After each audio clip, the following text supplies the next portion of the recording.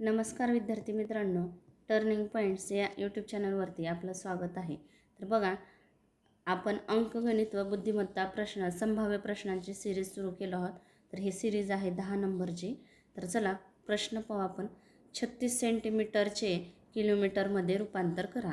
आता आपल्याला माहिती पाहिजे की किती किलोमीटर बरोबर सेंटीमीटर आहे. तर 1 किलोमीटर बरोबर 1,00,000 सेंटीमीटर. बघा, तर आपल्याला काय सेंटीमीटरचं किलोमीटरमध्ये रूपांतर करायचं आहे. तर 36 भागिले 1,00,000, 1 2 3 4 5. काय करायचं, हे 5 शून्य कट करायचे आणि वर 1 2 3 4 5 घर सोडून दशांश चिन्ह द्यायचं. म्हणजे आपलं 0.0036 किलोमीटर होते. म्हणजे उत्तर आहे आपलं हे. तर चला पुढचा आहे प्रश्न. बघा, 2 व्यक्तींच्या वयातील फरक 30 वर्ष आहे.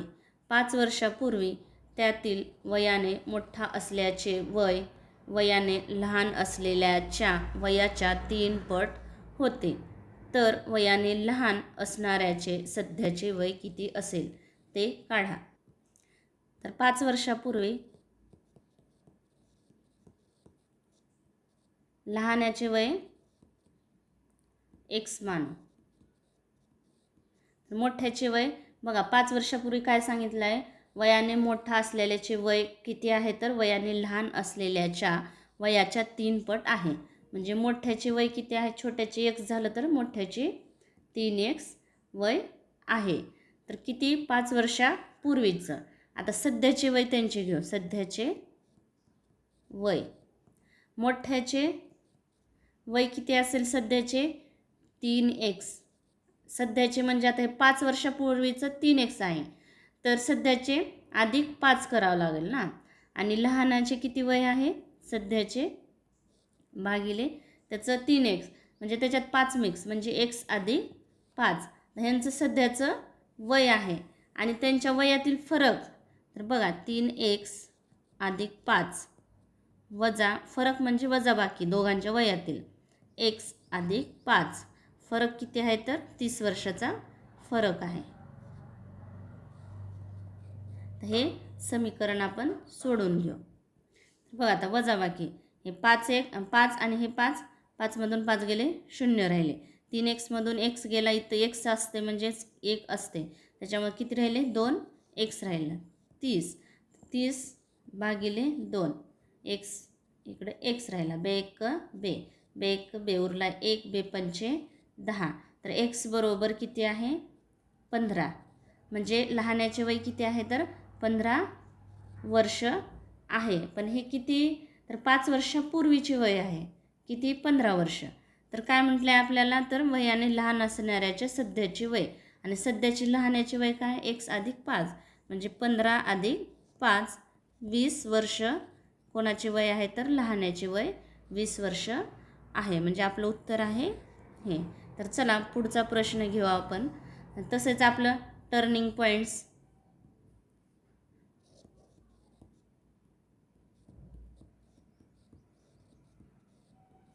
हे ॲप पण आहे आपलं. याच्यावरती आपण विविध परीक्षांचे टेस्ट सिरीज आहेत आपल्या. तर हे ॲप एकदा डाउनलोड करून पहा.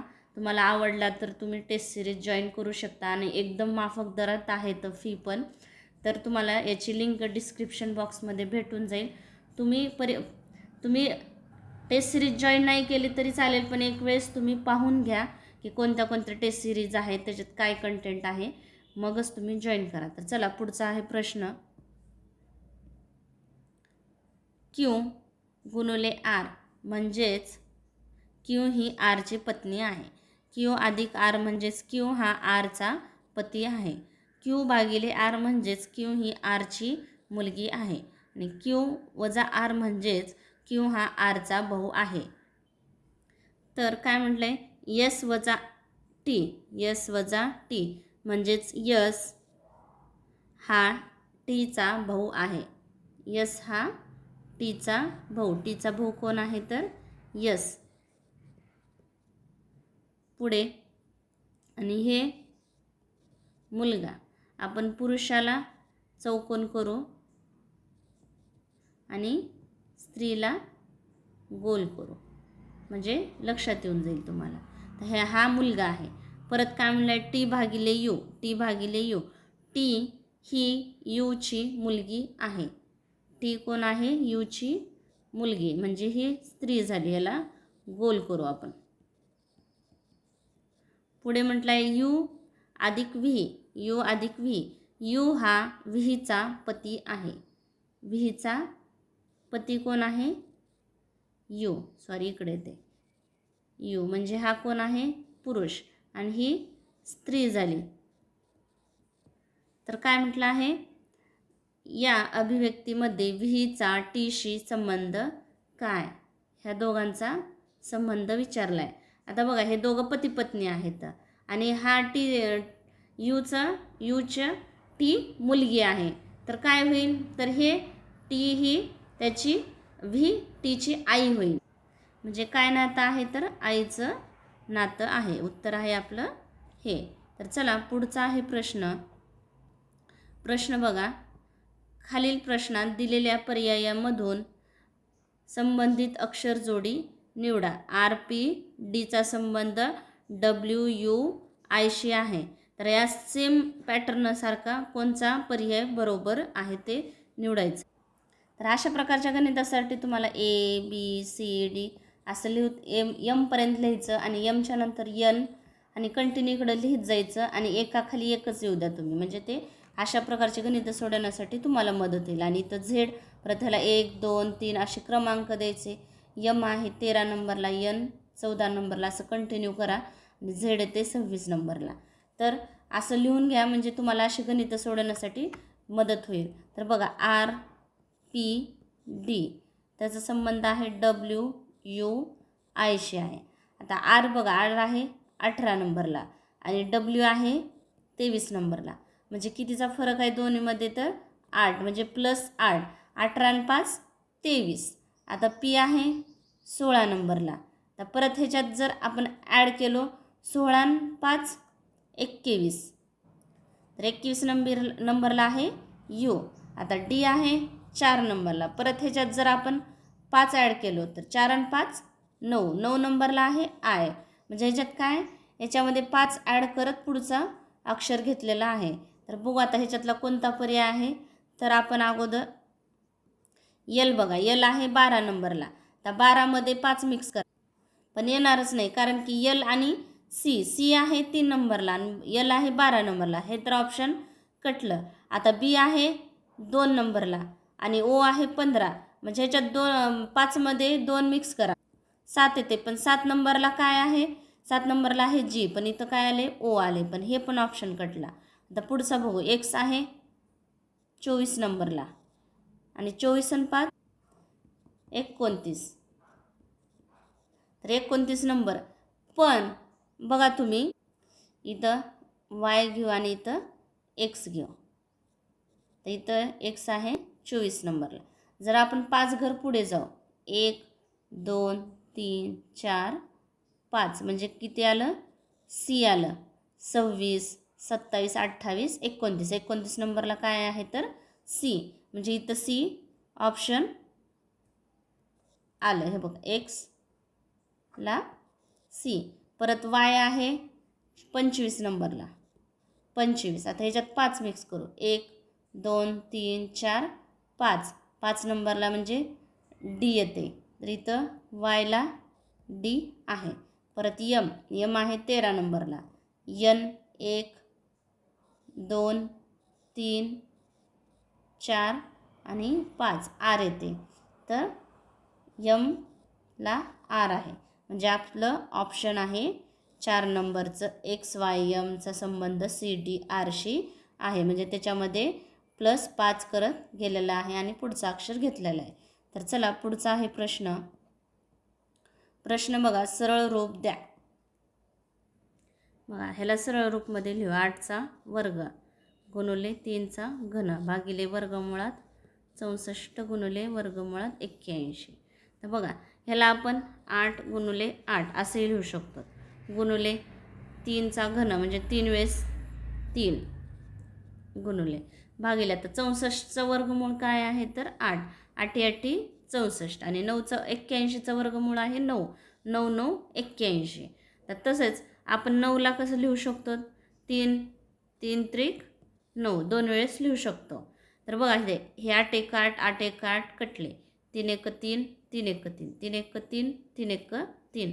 तर राहिले किती 8 आणि 3 म्हणजे 8 त्रिक 24. ला सरळ रूप दिल्यावर उत्तर काय येते तर 24 हे उत्तर येते. तर चला पुढचा आहे प्रश्न. प्रश्न बघा, जर एस बी गुणोत्तर 2:1 आहे आणि बी सीचे गुणोत्तर 6:9 असेल तर ए बी सी शोधा. तर बघा एस बी चं काय गुणोत्तर 2:1. बी सीचं काय 6:9. आता इथं काय आपल्याला विचारलं एस बी बी सी. आता इथं बीची काय गुणोत्तर म्हणजे 6 आहे. तर ह्याला आपण बीची किंमत समान करण्यासाठी ह्या गुणोत्तराला आपण 6ने गुणू. 6 1 6 2 12 6 1 6. आता बघा बीची किंमत समान झाली तर ए किती आहे 12, बी किती आहे 6 आणि सी किती आहे 9. तर बघा आता ह्याला कटू आपण. 3 चौक 12 3 2 6 3 त्रिक 9. तर ह्याचं गुणोत्तर काय आलं 4:2 2:3 हे आपलं गुणोत्तर आलं. तर चला पुढचा आहे प्रश्न. प्रश्न बघा 3x वर्ग वजा 13x अधिक 6 बरोबर 0 च्या मुळांचा गुणाकार डॅश डॅश आहे. तर मुळांचा गुणाकार काढण्यासाठी सूत्र आहे ए एक्सचा वर्ग अधिक बी एक्स अधिक सी बरोबर 0 चं सूत्र आहे सी भागिले ए. तर आपल्याला उत्तर निघून जाईल. तर ए इथं काय आहे 3 आहे, बी आहे वजा 13 आणि सी आहे 6. तर बघा सूत्र काय सी भागिले ए. सी आहे 6 भागिले 3. 3 1 3 3 2 6. 2 उत्तर आपलं झालं. तर हे सूत्र लक्षात ठेवायचं. हे गणित आहे असं. तर ह्याला आपण असं सोडून याचं उत्तर काढू शकतो. याची मूळ पडतात 30 भागिले ए. म्हणजे हे सूत्र जर लक्षात राहिलं तर असं गणित आल्यानंतर तुम्हाला 1 सेकंदात उत्तर भेटून जाईल. तर उत्तर काय निघालं आपलं 2 हे आपलं उत्तर निघालं. तर चला पुढचा आहे प्रश्न. खालीलपैकी कोणत्या संख्येला 4 आणि 8 या दोघांनी भाग जातो. तर अशा गणितासाठी आपल्याला 4ची कसोटी 8ची कसोटी माहीत असणं गरजेचं आहे. तर 4ची कसोटी काय आहे तर दिलेल्या संख्येमध्ये समजा आपण हे संख्या घेऊ 3824.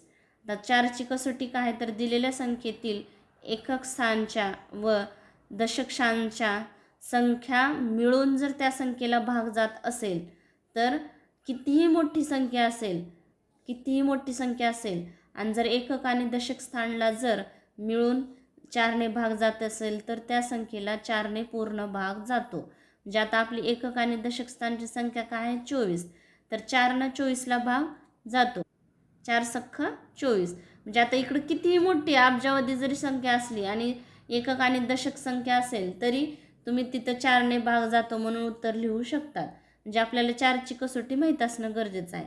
परत आता 8ची कसोटी काय आहे तर 8ची कसोटी आहे एकक, दशक आणि शतक. त्या संख्येतील एकक, दशक, शतक स्थानच्या संख्या मिळून जर त्या संख्येला 8ने पूर्ण भाग जात असेल तर त्या संख्येला 8न किती मोठी संख्या असेल तर त्या संख्येला 8न भाग जातो. तर हेच संख्या घेऊ आपण 3824. तर एकक, दशक, शतक. 824ला 8 भाग जातो. 8 एक 8, 8 एक 8, शून्याचा भाग 8 त्रिक 24, 103. म्हणजे 824ला 8 पूर्ण भाग गेला. तर म्हणजे ह्या 3824ला 4 आणि 8 भाग जातो. हे आपलं उत्तर आहे. तर चला पुढचा आहे प्रश्न. प्रश्न बघा. त्रिज्या 7 मीटर आणि उंची 20 मीटर असलेल्या रूप टाकीत किती पाणी आहे हे शोधा. ही टाकी पूर्णपणे भरली आहे असे गृहीत धरा. तर आपल्याला काय म्हणले, त्या टाकीत किती पाणी आहे मोजायचं आहे. म्हणजेच त्याचं घनफळ जर मोजलो आपण, घनफळ काढलो, तर त्या टाकीत किती पाणी आहे ते आपल्याला समजून जाईल. तर वृत्तचित्तीचे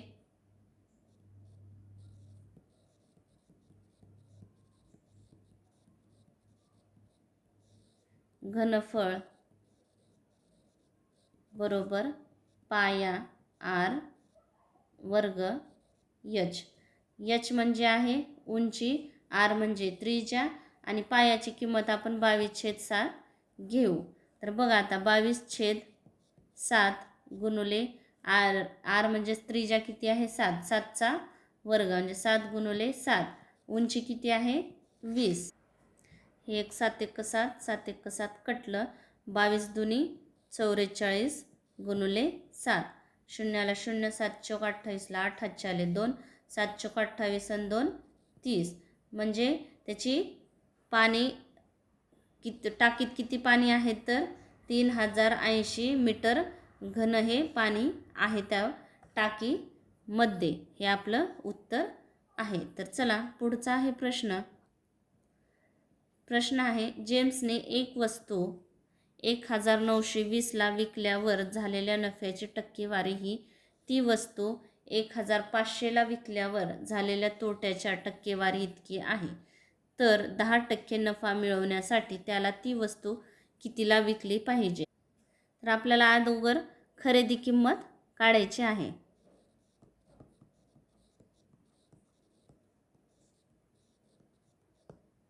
तर बघा आता इथं लक्षात घ्या एक तुम्ही, विक्री किंमत पहिल्यांदा किती आहे 1920. विकल्यावर झालेल्या नफ्याची टक्केवारी ही तीच वस्तू 1500 रुपयाला विकल्यावर झालेल्या तोट्याच्या टक्केवारी इतकी आहे. तर लक्षात घ्या, नफा आणि तोटा यांची टक्केवारी काय आहे, समान आहे. टक्केवारी समान आहे. तर अशामध्ये काय असते, खरेदी किंमत म्हणजेच नफा दोन्ही विक्री किमतींची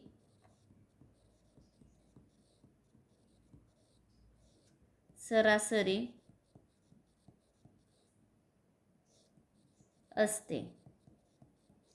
आता विक्री किंमत 1920 आहे आणि परत दुसरी विक्री किंमत किती आहे 1500. आता 2 विक्री किंमत आहेत, म्हणजे एकूण किती आहेत तर विक्र्या 2. तर यांची बेरीज येते. शून्याला 0, 2, 5 आणि 9, 14, 14ला 4 हातचाला 1, 1 आणि 1 2 आणि 1 3, 3450 भागिले 2. बे एक बे उरला 1, बे सत्ती 14, बे दुनी 4 उरला 1, बे पंची 10, 1700 इथं 2 आहे, 3420 आहे, मी 50 केले आहे. तर इथं बे सत्ती 14 आणि इथं बे एक शून्याला 0 म्हणजे 1710 काय आले आहे तर खरेदी किंमत. तर काय म्हटलं आहे तर 10% हो का, तोट्याची टक्केवारी इतकी आहे. तर 10% नफा मिळवण्यासाठी त्याला ती वस्तू कितीला विकली पाहिजे. आता 1710 आहे, पण हे 1710वर जर आपण 10% नफा मिळवायचा असेल तर ती कितीला विकावी लागेल वस्तू, म्हणजे आपल्याला 10% नफा मिळेल. तर बघा आता 10% नफा म्हणजेच 110 भागिले 100. 1 शून्य कटला, हे शून्य कटला. 171 गुणिले 11, 11 एक 11, उरला 1, 11 सत्ती 77 आणि 1 78, 78ला 8 हा उरलंय 7, 11 एक 11, 11 आणि 7 18.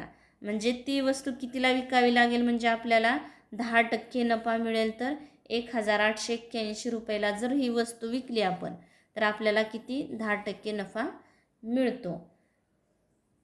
फक्त ह्या गणितात एवढंच लक्षात ठेवायला लागेल, जर विक्री किमतीची आणि नफ्याची आणि तोट्याची जर टक्केवारी समान असेल तर काय होते, खरेदी किंमत म्हणजेच दोन्ही विक्री किमतींची सरासरी असते. तर अशा प्रकारे आपण गणित व अंकगणित व बुद्धिमत्ता प्रश्नांचे संभाव्य प्रश्नांचे विश्लेषण सिरीज सुरू केला आहोत. तर व्हिडिओ आवडला असेल तर नक्की शेअर करा, लाईक करा, सबस्क्राईब करायला विसरू नका. Thanks for watching this video.